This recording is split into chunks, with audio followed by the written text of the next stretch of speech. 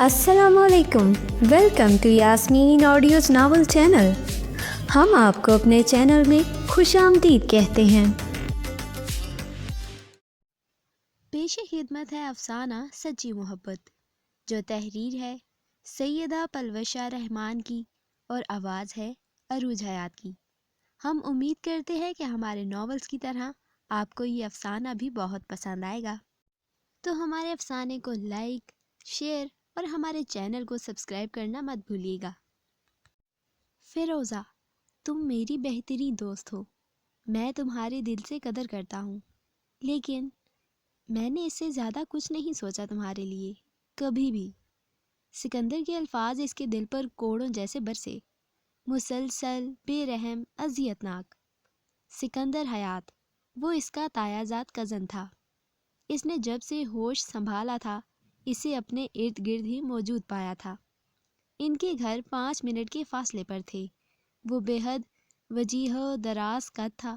صرف یہی نہیں، اس کی گفتگو، اس کا شائستہ مذاق، دوسروں کی پسند ناپسند کا خیال رکھنا، اس کا ظاہر و باطن دونوں ہی دل موہ لینے والے تھے۔ وہ کیسے نہ اس کی محبت میں گرفتار ہوتی۔ آج اس نے سکندر سے اپنے دل کی بات کہی، شادی کی خواہش ظاہر کی، تو اس نے صاف جواب دے دیا۔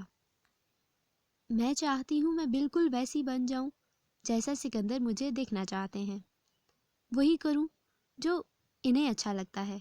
میں کچھ بھی ایسا نہیں کرنا چاہتی جس سے اس کی نظروں میں میرا مقام گھٹ جائے۔ وہ اپنی سہیلی علینا سے کھل کر دل کی بات کر سکتی تھی، وہ اس کی بچپن کی سہیلی تھی۔ لیکن فیروزہ، محبت تو خالق ہی دلوں میں ڈالتا ہے۔ انسان کی کوششیں کس حد تک کسی کو اپنا بنا سکتی ہیں بھلا؟ علینا کو جتنی سمجھ تھی وہ اسے اتنا ہی سمجھا سکتی تھی کہ وہ بھی اسی کی ہم عمر تھی۔ جتنا دھیان تم اس پر دیتی ہو نا، اتنا خود پر دو تو شاید کچھ حاصل بھی ہو۔ رمشا علینا کی بڑی بہن تھی اور فیروزہ کے ساتھ بے تکلف بھی۔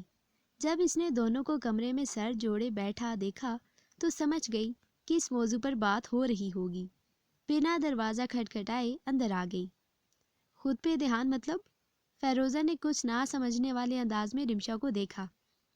جب انسان کسی کی محبت میں مبتلا ہوتا ہے نا، تو اس کا دھیان خود سے ہٹ کر اس انسان کی طرف منتقل ہو جاتا ہے۔ یہ اب نارمل ہے۔ آپ کا مطلب محبت پاگل پن ہے؟ جو بھی جذبہ آپ کو خود سے دور کر دے وہ پاگل پن ہی ہے۔ ایک پاگل کی کیفیت کیا ہوتی ہے؟ وہ اپنی ذات سے کٹا ہوا ہوتا ہے۔ مجھے سمجھ نہیں آ رہی مجھے کیا کرنا چاہیے، وہ الجھی ہوئی سی تھی۔ تم خود پر دھیان دینا شروع کرو۔ تم نے اپنی 16 سالہ تعلیم مکمل کر لی ہے۔ کوئی انٹرنشپ کرو یا کوئی جاب۔ نماز تو پڑھتی ہو نا؟ ہاں، وہ تو پڑھتی ہوں۔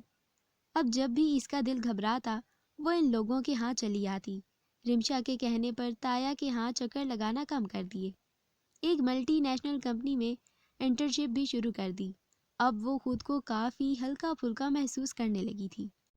جو انسان خود سے محبت کرنا سیکھ جائے نا، صرف اسی زندگی میں مکمل محبت ملتی ہے، اور وہ خود بھی تبھی کسی دوسرے سے مکمل محبت کر سکتا ہے، ورنہ اسے ادھوری محبت ہی ملتی ہے۔ رمشا آج بھی اسے یہی سمجھا رہی تھی۔ خود سے محبت کا مطلب کہ مجھے جو اچھا لگے وہ کروں، فیروزہ سمجھ نہ پائی۔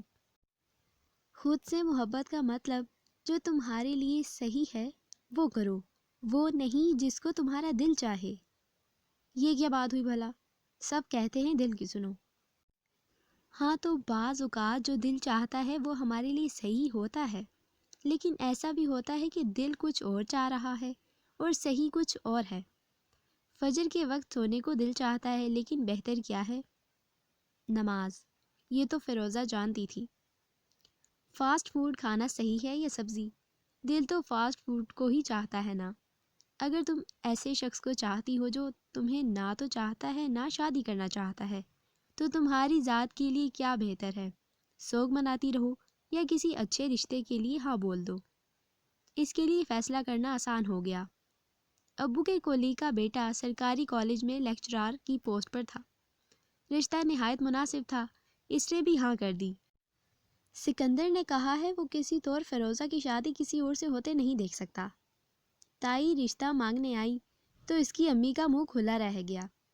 وہ کہتا ہے اسے رشتے کا سن کر احساس ہوا کہ جسے وہ دوستی سمجھتا رہا وہ اصل میں محبت ہی تھی۔ وہ فیروزہ سے ہی شادی کرنا چاہتا ہے۔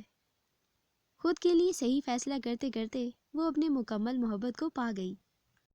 ختم شد ہمارا یہ افسانہ سچی محبت جو تحریر ہے سیدہ پلوشہ رحمان کی، اپنے اختتام کو پہنچا۔ تو ناظرین و حضرات، آپ کو اس افسانے سے کیا سبق ملتا ہے؟ یہی کہ ہمیں سب سے پہلے خود کو ترجیح دینی چاہیے، اپنے آپ سے محبت کرنی چاہیے، اسی لیے ہم کامیاب ہو سکتے ہیں۔ ہمیں اپنی زندگی پر توجہ دینی چاہیے، کھل کے زندگی کو جینا چاہیے۔ آپ کی اس متعلق کیا رائے ہے؟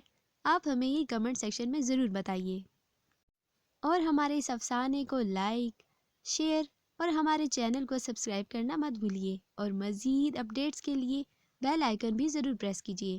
ہم جلد حاضر ہوں گے ایک نئے ناول یا افسانے کے ساتھ۔ اپنا بہت خیال رکھیے، تب تک کے لیے اللہ حافظ۔